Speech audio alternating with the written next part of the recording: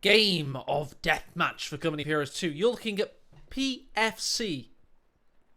One of the best players to hit the scene in the last year. He's been playing since 2015, but he's gotten really good in the last year. And he's started to look like a possible world beater. He's incredibly aggressive in the early game, and he likes to go for the jugular. He's playing as United States Forces. Guess who else is playing as that very same faction? From the west side of Canal Park by Ari Rachel. It is indeed your reigning and defending Deathmatch champion, Inca Una. He's locked in. The almighty mechanized company.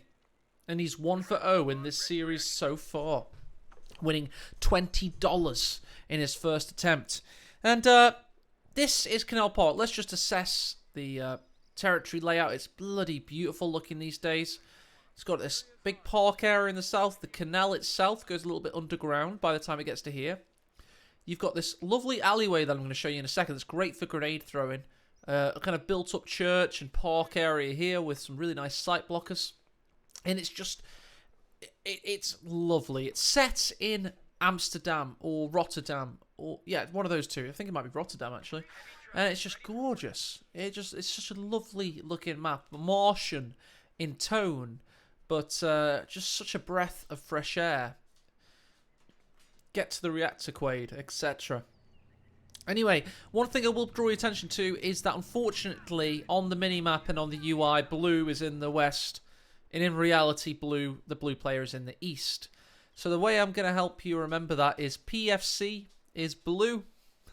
Inca Una is red. And Inca Una is from Romania. So Romania for red. That's what we're going to... That's how we're going to remember it's Inca Una. And I'm doing this for myself. This is Inca Una. Because if I look at the minimap, it's really disorientating. And if, Rachel, if you're listening, it might be something you can fix in World Builder, or it might be the fact that I've enabled for this event random starting locations. Maybe it's something to do with that. We'll have to trial and error. I will disable random starting locations for the rest of the games today, just because I hate it when the UI is flipped. Anyway, back to the action. PSC with a real strong assault thus far, but Inca Una, your reigning deathmatch champion, has built the WC-51 military truck. Not a bad little option here. I'm trying to stroke my dog with my left hand just to keep her loved. She's a very needy dog, and she's wondering what all the fuss is about. She's heard the word park, perhaps. She loves parks. Tram lines not used by trams at the moment, although they are on the map. It would be cool if you could hop into them. Abandoned tram. This victory point's hard fought for at the moment. Disembarks from the WC-51. I'm going to use them to push the riflemen around whilst the riflemen keep up the assault. Lieutenant's the next built thing. We've got for three rifles from PFC. And a cav rifle from Inca Una. Early vehicle aggression has been the tone from Inca Una in both games thus far. It was the thing that set him aside from Baolian getting that Vet 5 2-2-1 in game 1. And now already with the WC-51 causing all kinds of problems. Don't forget he's fighting from the west. So it's actually PFC who's put the most aggression in thus far. In capping the fuel and this fuel cutoff. This is Inca Una's fuel cutoff. Completing the cap there. WC-51 does have its Browning 50 cal. Maybe we'll get the Lieutenant Bazooka out as well for PFC, you'd imagine. Stop the WC-51 menace running rampant. Interestingly, the rear echelons are staying behind this ill-fated Bulldozer Sherman. For now, just trying to keep this fuel. They've also built this contraption here. For that familiar tank trap. And there's another one. Tank traps and barbed wire. A lot of them from PFC. WC-51 has been 18-aided there. Will it escape? It's unlikely. It backs itself into a tree. And it's taken out. Good work from the player, sometimes known as Porn for Cats. That's what Asher says it stands for. Never trust Asherblaw when it comes to PFC knowledge. Asherblaw did a very good job, though, today in the grand finals of that 2 vs 2 tournament. Didn't win, but had a bloody good showing of himself. Cav rifles putting the pressure of those grease guns, but Thompsons are upgrading, going to make them even more lethal. Probably going to operate behind this sight blocker and just duck and dive and launch ambushes. This is aecohmatt fighting from his western base spawn. He's now going to harass the fuel for the first time. Stuart's going to be out for PFC, emerging from one of these two entrance points. Actually, where will it enter from? Can't be there, right? Because there's tank traps there. I'm interested to see this. Very interested. Funny if it can't get into the base. It can't be that road, right? It must be. It emerges from here. Mind you, there's a... It's here. It's got to be there, right? We get to see now. Oh, no, he cancelled it for an ambulance. No, he didn't. It comes from a different building, Matt. By the way, guys, if you're joining me for Game 2, I have got the excuse of it's swelteringly hot here in the UK. My brain is cooking. And, yeah, my house is cooking me, it seems. I'm going to be done by the end of this game, most likely. His rifleman's push forward. Got 9 kills on that front leading squad. That's bloody good. Elsewhere, Cav rifles, they need to get the hell out of there. Here's the spawn of the Stuart and the ambulance coming from the same entrance, it would seem, at the back of the base. Rifleman pushed away. aecohmatt is about to be flanked, though. Do we have any sign of perhaps... No grenades. PFC has been known for to go grenades in the early game. And aecohmatt spots the flank, is worried about the idea that he could be killed on retreat, and runs through the park. Very nice run through the flowers and the meadows. We're having a bit of Stuart on Stuart action.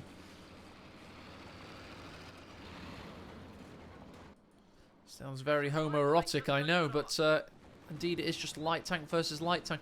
By the way, the historical context for today's mirror match in Game 2 of the Deathmatch is that Patton, right, Patton goes berserk. He wants to attack the Russians. Indeed he does. Patton organises divisions of the Americans and of the British to attack the Russians. But the official federal government cuts off his supply chain, and he has to fight for that supply chain in the port of Rotterdam. And, you know, bullets are fired over the heads of some of the Americans by the Federalist forces. And, yeah, and then it amounts to full-scale warfare. There we go. There's your crappy alt history mirror match. Doesn't make any sense. Shut up. Stuart forces away the rear echelons in the north. This is aecohmatt's western. Stuart putting the work in. New one from PFC has gotten 1 kill already. Rifleman pushing in, and we've got a Browning now. So, I mean, a 50 cal machine gun. Could we see an 18-8 and a bazooka and a Stuart coming in from aecohmatt? What an attack on PFC Stuart there. Vision is blocked, however. Nice work there to keep his Stuart alive with the vision block at the very last second. Would have threatened, of course, the anti-vehicle satchel charge as well. UFC versus UFC is a very feisty encounter. I have done this before. I think it was Stefan BK versus, I don't know, I want to say something like Fred Brick or something. I can't remember. Zarok. It was in 2017. It was a long time ago. But I have tried mirror matches once before on a stream, and they were fun. USF game in particular was a good laugh. And that's what seems that we're seeing here.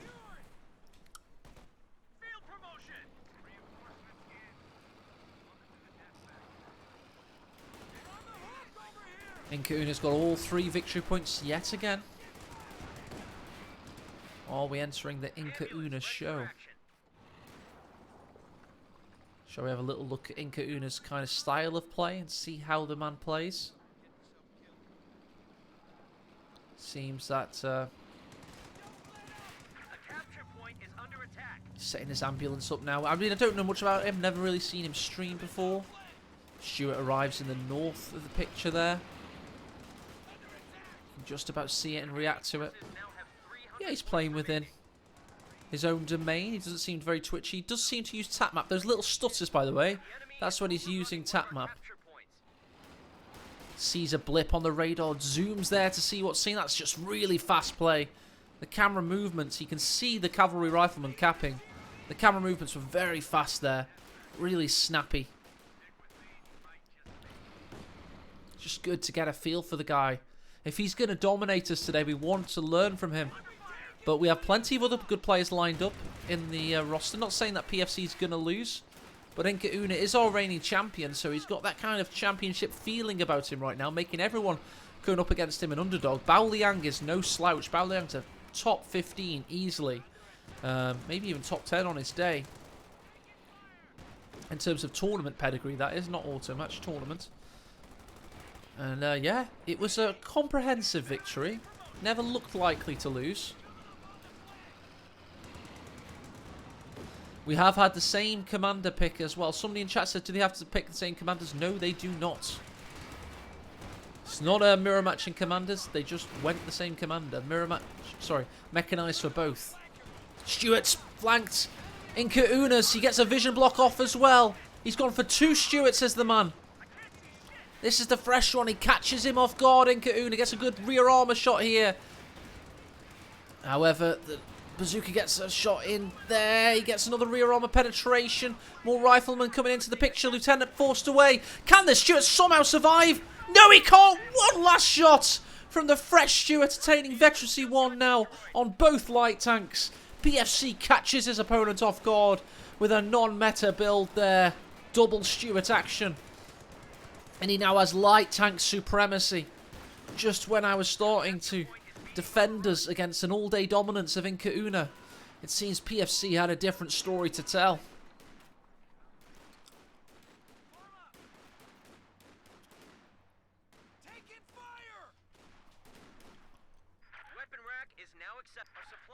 We've got weapon rack in base for Inka-Una. He's going to rely on it. Just got his stovepipes on his rear echelons. See what else he's got. He's got no more munitions in the tank now, though, so it's just about getting the rear echelons as a Stuart counter.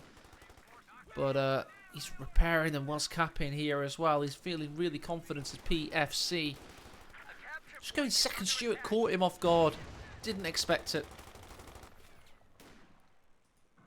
Let's have a little feel for how PFC plays. Don't often get to think about that. Sorry, here we go. There's PFC. He's just getting his Stuarts back together now. It's good to let the players do the camera work for me now and again. Really does help. But this guy's a micro beast. He's not small. He's just very good at, you know, maneuvering in a RTS game and making lots of actions. And that's not a Korean. Some people may roll their eyes and just say, "Oh yeah, he's Korean, so he's good at micro." I get it. No, no, no. He's good at micro. Can't say any differently. Let's get off follow camera now and go back to casting normally.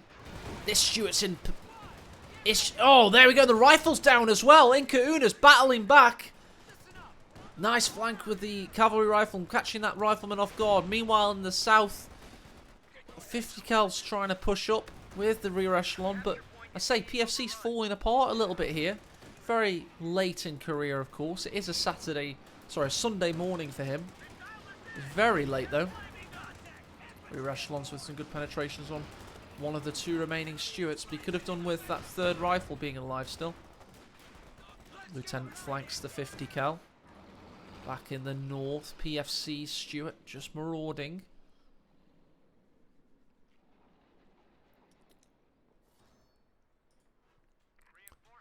So you can tell who's done more damage, by the way. I mean, we can have a look on the stats, but Inka-Una is at 10k, and look how much more experience he's got. That really does matter. And you can also see on the KD that it's bloody neck and neck. Got a few friendly kills probably there, or something like it. Points held will be a good graph, just showing that they've equalised, but Inka-Una's had a lot of control. And I just heard that PFC said we've dropped to 200 points. Indeed, we have. So he's got to prioritise the victory points for a little while now, keep a psychological advantage. But he just doesn't seem that kind of player to go for control. He's more go for the jugular and take the animal down straight by the neck. Doesn't want to mess around. It's a beautiful mapping, isn't it? It's gone all quiet for a moment.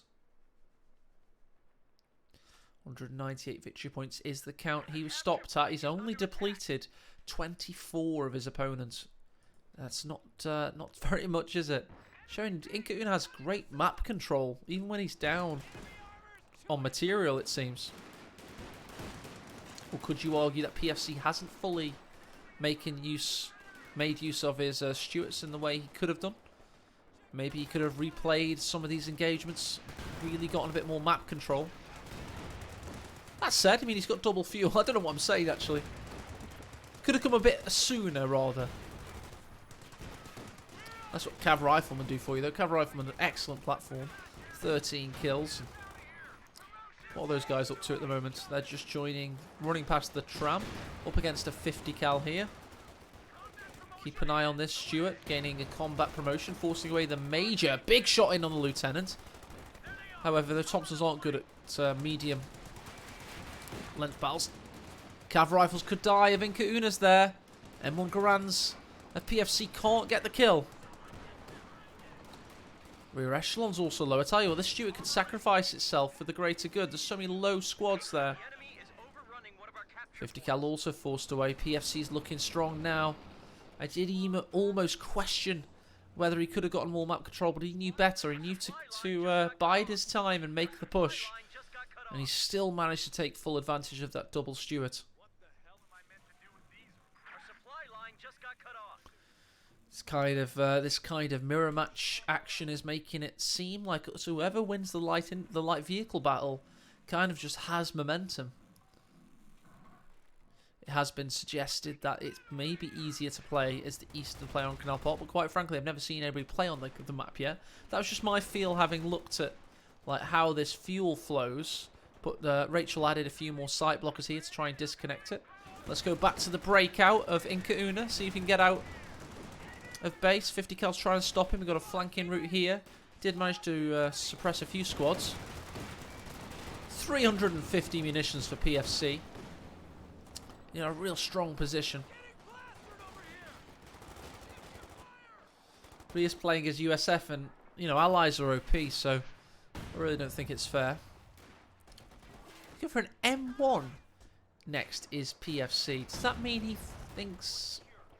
Why would you go for an M1 AT gun when you've got two Stuarts and a bazooka lieutenant? I do not know.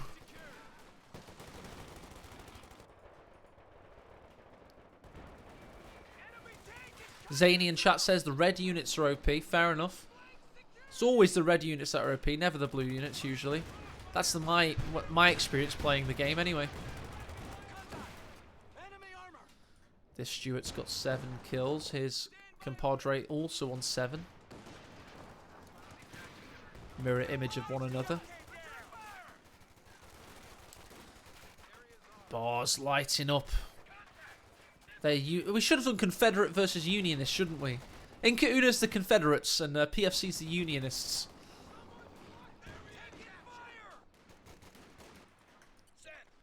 Cal just set up in the centre down here as we watch on as Inca Una's trying to battle for his fuel, trying to keep it just enough to get a Sherman out. To me, it just seemed... I mean, it did get the Major, of course. We have not seen... That's... Okay, fair enough. That's why PFC's gone for the M1. But couldn't he have gone the Major? I don't know. He's playing it a little bit safe there. 50 cal. Oh! Does an awesome slide there into picking up his 50 cal. Last surviving crewman. But I would have just picked it up and ran. But no, he had better ideas. He wanted to do a bit more flair and style. Captain obviously hearkens the arrival of the M1 AT gun. I wonder if he's thinking of doing something like pack howitzer maybe.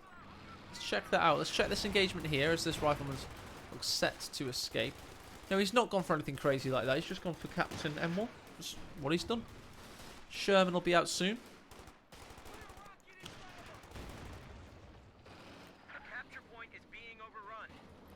Stuart just having a little poke around down here, doing some reconnaissance with that really good sight line.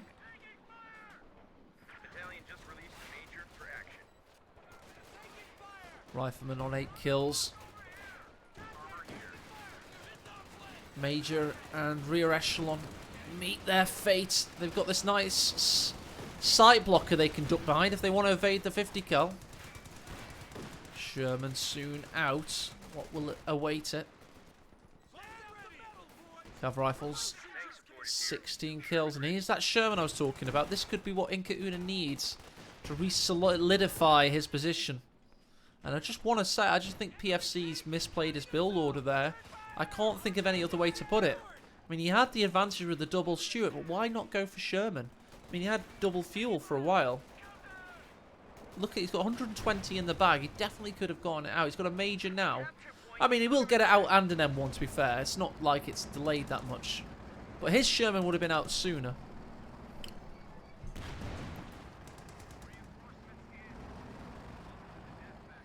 Maybe he doesn't want to enter into the RNG war that is one Sherman versus another. Maybe he just wants the safety net. The unexpected safety net of the M1, which is yet to fire, by the way. Probably yet to be spotted as well, but looking at the positions of the forces. Doing a lot of capping. On multiple fronts of both players at the moment. Sherman can be heard. M1's not moving against him at the moment. Right, this 50 cal's in trouble down here. He's going to have to get out of there, but the tank trap's blocking a lot of the... Well, should be blocking a lot of that fire. Major artillery comes down on this 50 cal. So double 50 cal is the call from Inca just to keep his presence on the map. But he's not going to have a very good job of it if that one dies. There we go. Rear echelons and Major come to force away the Stuart down there. Vet 3 rifles return fire. Back in the north, we have the option for a flank around this position. His own Sherman's now making his way, and it's the 76mm. 76mm versus M4A3, by the way. So he's not been able to get the bigger Sherman. And he's up against an M1 as well. Okay, so for all the bullshit I said about PFC's misplaying this, he's still got on the bigger Sherman, hasn't he? The bulldozer.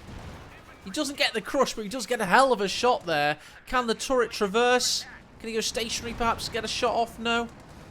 Can he just gun him down with machine guns? Is that all he needs to do? There he goes, stationary. That'll hit.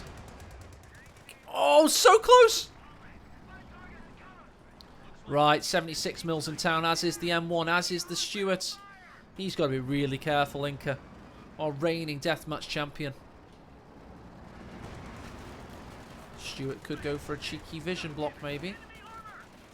No, no. M1 will get a shot in, though. And we've got flanking units here. Lieutenants. Rifleman forced off. Sherman is isolated. Just reverse away. There's plenty of land here that you don't realise. Should be fine. Just pressure exerted then by PFC, isn't it? And the victory point situation is really beginning to not equalise quite yet, but it's looking way more respectable now, the differences. Captain survives. Sherman up to 5 kills already. Victory points all been capped. This one was talking about aecohmatt's really good map capping and control. He's just constantly, you know, choosing his moments to do that Lovnestian-like action. Which is to just go and cap around the map. All the great players do it, actually. Devem, Jove, Aim Strong of old. One thing to watch out for on the minimap. What a shot there by the 75mm of the M4A3 of aecohmatt.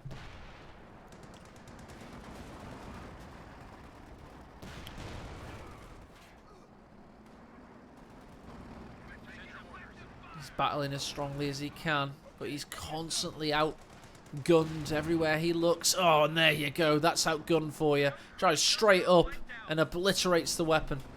Has 4-man rifle, can even pick it up, and he'll have the 2 machine guns then. There you go, retreats. 76mm. Advances versus the bulldozer blade. Give him a little bit more health, don't forget. He's still got the 2 Stuarts operational. He's got one at Veterancy 3 now with 11 kills. And the other also at 11 kills, but having gotten more health. Well, it's very close to Veterancy 3. Cheeky little... Is that his own artillery on himself? No, that's the this Major's artillery going back to base, but after calling it in. Ah, there's going to be a fun party emerging right now. There you go. Can't tell. You really can't tell what's happening when you do that, can you? Could be anything. The format for deathmatch is not super set. We won't always do direct mirror matches. We'll just always have fun, whatever it is we do. Always seek to try new things that we couldn't quite do in the big Mega Master League Super Duper tournaments. I mean, they were pretty inventive in themselves, but we could really let off some steam, Bennett, with something a little bit more informal like this.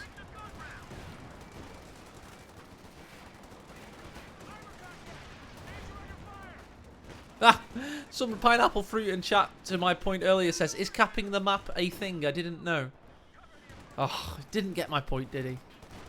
It's always when there's heated engagements going on that the best players are able to somehow get out to the sides and do some capping. It's a thing, trust me. Second 76mm on the field now for PFC, but it must be said that despite the odds, Inca Una's been able to battle back into things. He's currently capping the fuel in the south. Got the central victory point. In fact, he'll have double fuel. PFC's rolling in the boys, though. This does not look good. He's death-balling his opponents as we speak. Zerg style. This lieutenant's very dead. Tracks him with the cannon and crushes him. May not even see the bazooka to pick it up. Looks to me like PFC could be headed to late night supremacy. What time is it in Korea? I think it's at 8 in the morning, isn't it? Or something silly. Very committed player. And he maybe needs to be committed to a mental health establishment. Yeah. But it is a different gaming culture in Korea, isn't it? All heard the famous stories of those late night internet cafes and people playing, you know. Used to be World of Warcraft. These days it's League of Legends and all sorts. Till just constantly, basically. I'm sure it's not quite like that anymore.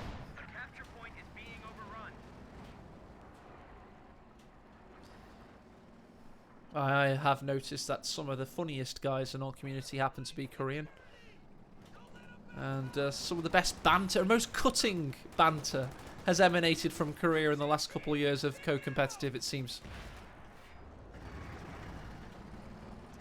Vet 2 on the M4A3, soon to be joined by the 76mm of his own. So he's got a bit of both here.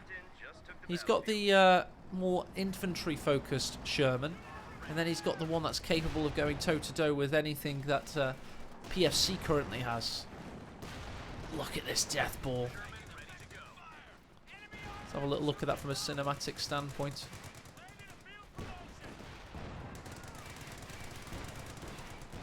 Just absolutely devastating anything that dares cross his path. And he's really building up his forces now. We're 28 minutes into this. Could indeed go either way. It's very surprising to me that we're actually in that predicament, though, because...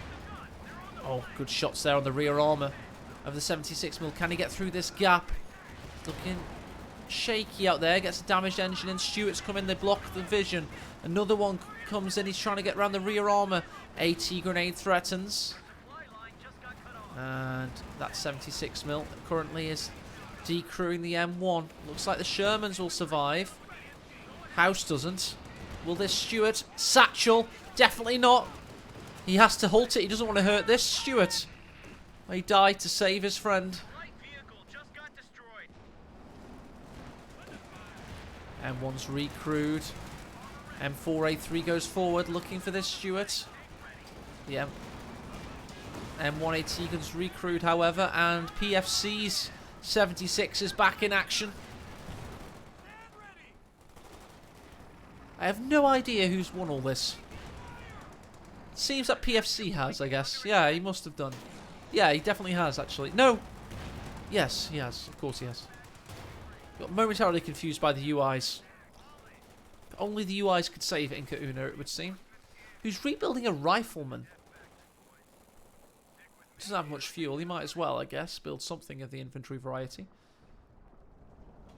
Is this M1 proving to be a masterstroke? Is it giving PFC the punching power? I mean, I've always said it in casting that the best AT gun you can deploy against the Americans is the M1 itself. That's when usually it gets decrewed and stolen. But in this case, PFC may have gone for a masterstroke there, as we see a poor soldier, volatilely launched. Launched through, yeah. High velocity cannon, it seems.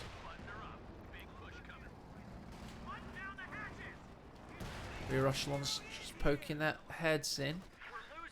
50 cal wise, we've got Veterancy 3-1 for Inca Una. We've got Veterancy 2 up here for PFC, and that stolen one, I believe, is currently reinforcing in base. Good flank coming in from the Inca Una's rifles. Back in the south. M4A3's attained its 14th kill. Could be about to climb. No, he misses. Just all round capping right now for Inca Una. He's capping all over the bloody place. He's got a flank off on this rifleman here. Although he's heavily outmatched by the Browning automatics. He needs to be really careful there, actually. Sherman's on the prowl in the north. Just looking for an angle, perhaps. And look at the victory point situation. PFC has 164. Inca Una on 197. I think I might have a swig of whiskey for the working man. It is a Saturday night, which is, you know, Saturday ends in the word day. PFC loses something or other, maybe. This rifleman somehow survives, I know that one. Stuart's watch on this M1. Could be going into Inca Una's hands. Nope. Target destroyed. There we go. And a bit of coordinated fire, it seems, coming in from PFC here. What's he going to do with this? He's going in the north. Told you that bazooka wouldn't be capped. Try and take out this M4A3 with a 76 mils. Will he be able to do so? Meanwhile, in the south, not much is happening there. Looking for the killing shot. M4A3 is getting away. Can he track the target? Misses. Well, bounces, rather. Bounces off that glacis frontal armor. M1AT gun pushes forward. Oh, Inca Una built his own. My bad, sorry. He did get the... I'm so bloody confused. My casting's all over the place in this game. You can understand why. I told you the UIs were mismatched. That was my excuse. And the heat. And the fact that they're playing the same faction. I'm just going to say things are going kaboom in Imperial Dane fashion. Bazooka coming in from the captain here. Rear armor could be penetrated. No, he can't. Close the distance. Cobal in chat says that USF is Inca's best faction. That makes sense because Bao Liang chose OKW in the first game, so Inca may have chosen USF if he could in that game.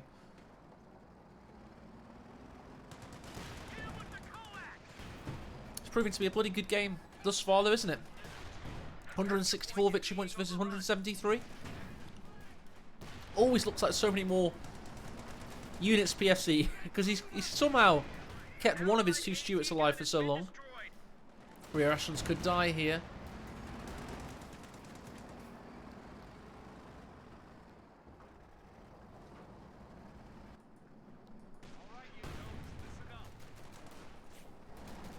Another 76 mil building for PFC.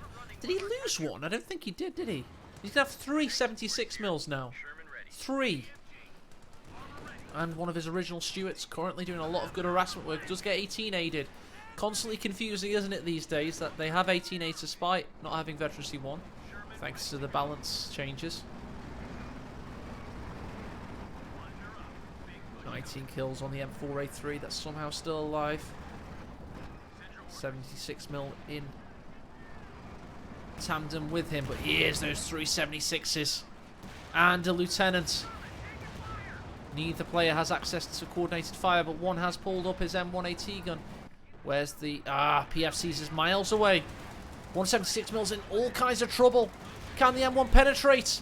Can it find it? No, it's been decrewed by this rifle contingent here. He's going to survive. He's going to start repairing in the heat of combat there. Oh, and look at these brutal decrewals. And a free bazooka in PFC's favour. He's capping in the south as well with a 50 cal. Going to cap in the centre also.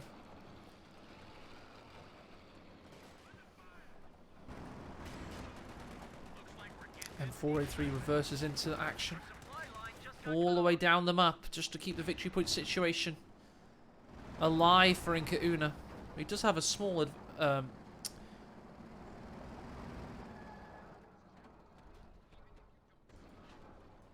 penis.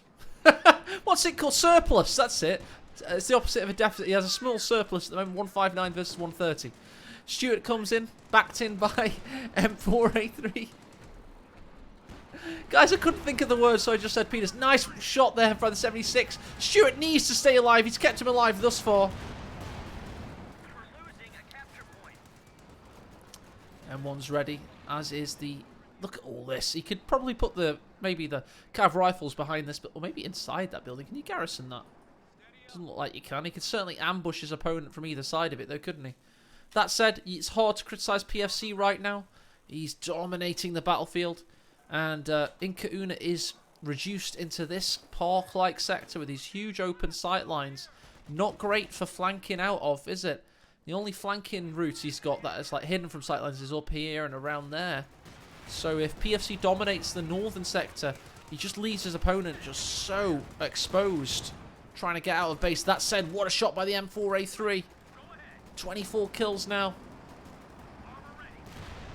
He's got his Sherman flotilla, his armada of Shermans, and we've got those of PFC's. We're gonna have a Sherman off, which is a very exotic sounding cocktail, isn't it?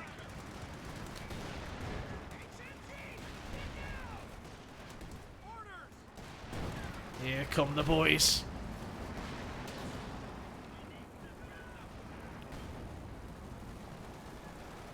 There we go, we've got coordinated fire as well. Needs to jump straight back in the cab there. Good shot from afar. However, he jumps out to try and distract him. Jumps back in, explodes. Jump back in, guys. Don't want to be abandoned. He goes forward now with the Stuart as well. He gets one of the 76 mils. He continues the assault. That brave M4A3 watches on as both 76ers are now dead. He's the last surviving Sherman of Inca-Una's army, of this deathmatch champion. This old warhorse who's been taken out by the superiority of the combined arms. He did pop it himself, but he popped it later. 20 seconds of increased rate of fire later.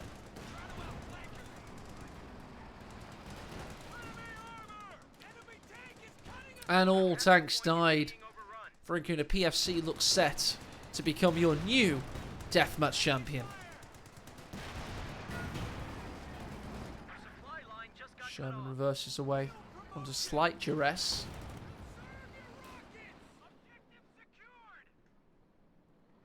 The enemy is overrunning one of our capture points. It's been a good game, hasn't it? It has been a good game. We've had nearly 40 minutes now. Very hard to see how Inca-Una could come back when you've got this many tanks left. That Stuart's still bloody going. Mind you, is it that many? It's maybe the rear echelon. No? She's got 2, actually. My bad. But he's got none. 2's definitely more than 0, isn't it, guys? Last time I checked, at least. Somebody confirm that in chat, just for the records.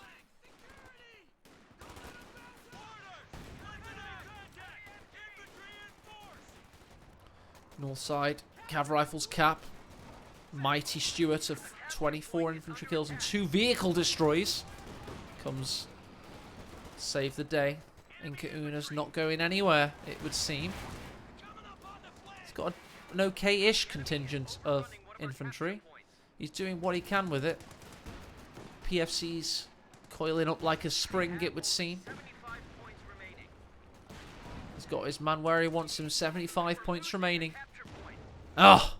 Exactly where he wants him. Good fucking hit, as the tanker says. And rear echelons die. That's got to be Inca-Una out now. He's got so little left. With the King of the Hill / we're calling it deathmatch format. Players often play on past their expiry date because they know they've only got the one game. It's not like in a series where you go for as long as you can.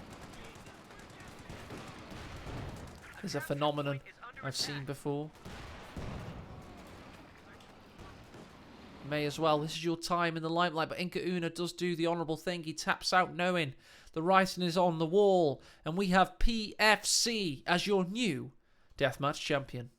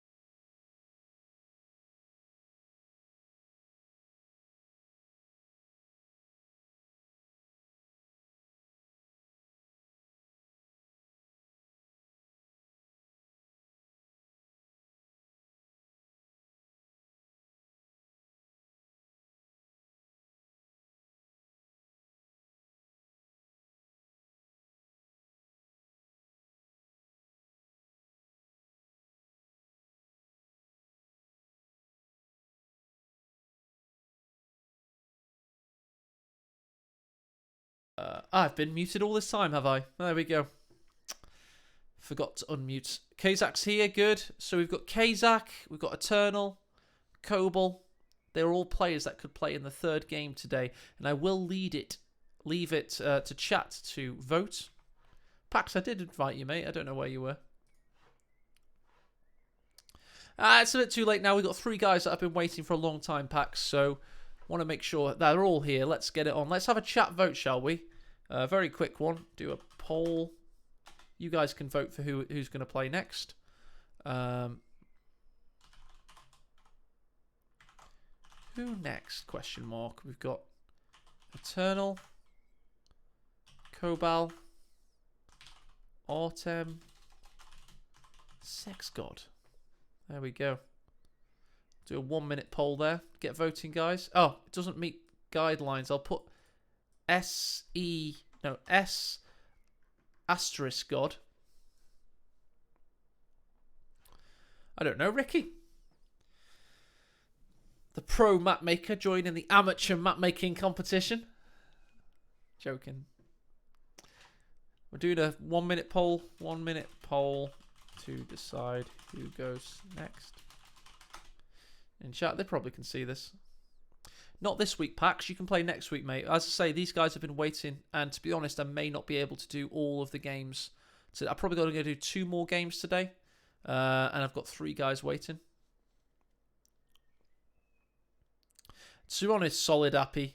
I couldn't tell you that much about the players. Autumn, I don't. They're all top 20, but I just don't know who's next. Who've got some votes? We've got Kobal with 11 votes. Kobal's looks like he's going to win and play. Leaving Eternal and Autumn next. Yeah, some kind of shot blocker in the mid might be good. There we go. Kobal's up. Kobal, you are up. PFC.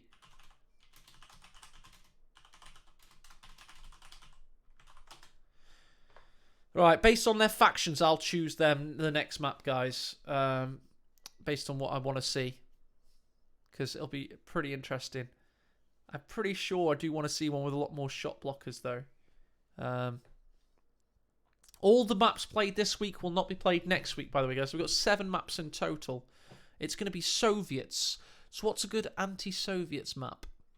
We've seen the 2 open maps so far. So I think we should take a look at maybe Blockhouse. I'm thinking Blockhouse would be good. Let's have a look at the other choices just to be certain. See what else we've got. I can't remember if Colne, that's Ricky Rifle's map. I think Colne's quite open, isn't it? In the centre, at least. Right, I want to showcase Blockhouse, Ricky. We'll do Cole next week. The reason I want to do showcase Blockhouse because it looks the most different to the ones we've seen thus far today, if that makes any sense. There's no score Orange Pest. It's like a King of the Hill style thing. So, yeah, there's no score, and we've just had two champions so far in 2 games. So, okay, play on Blockhouse. There we go.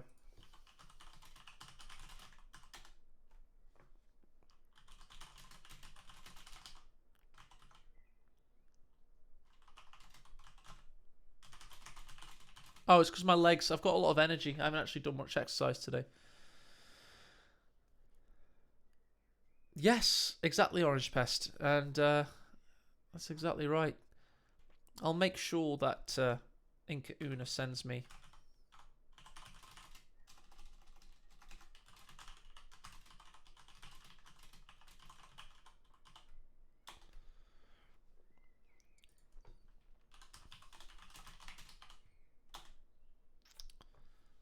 Just say that PFC plays position 1. I know, Eternal. I know. I don't know what time it is in Korea. I need to check that out.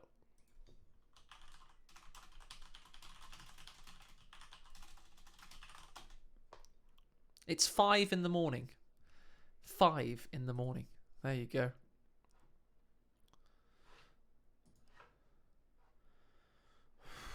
It's bloody hot. Who's timing Ricky Rifle out? Oh, Ed. Lol.